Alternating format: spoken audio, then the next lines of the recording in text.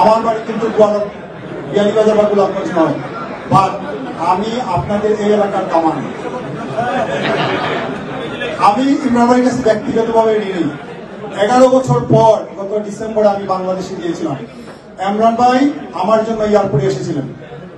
তারপরে আমার বাসায় গিয়ে উনি একদিন ডিনার করেছেন। সিলেট কোর্টে আমাকে সংবর্ধনা দিয়েছেন, উনি বিশেষ অতিথি হিসেবে ছিলেন। শুধু গোলাপগঞ্জ বিয়ানীবাজার বাসী না, এইখানে উপস্থিত অনেকেই বলেছেন ব্যক্তিগতভাবে আমি 1991 সালে এমসি কলেজে ভর্তি হই, 35 বছর থেকে আসছি। প্রতিটি গণতান্ত্রিক আন্দোলনে আমরা ইমরান ভাইকে পেয়েছি। বাংলাদেশ জাতীয়তাবাদী দল এমপি নির্বাচনের ক্ষেত্রে 3টি ক্রাইটেরিয়া ঠিক করেছে। নাম্বার 1, গত 17 বছরে তারা যারা দলের জন্য ত্যাগ স্বীকার করেছে। নাম্বার 2, সততা। নাম্বার 3 হচ্ছে এলাকায় জনপ্রিয়তা।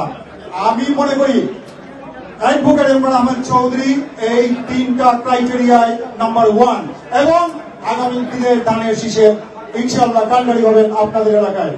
সর্বশেষে বলবো, গণতন্ত্র মুক্তির মহানায়ক বাংলাদেশ জাতীয়তাবাদী দলের অ্যাক্টিং চেয়ারপারসন চেয়ারম্যান জনাব তারেক রহমান 13 জুলাই 2023 সালে ঘোষণা করেছেন রাষ্ট্র সংস্কারের 31 দফা।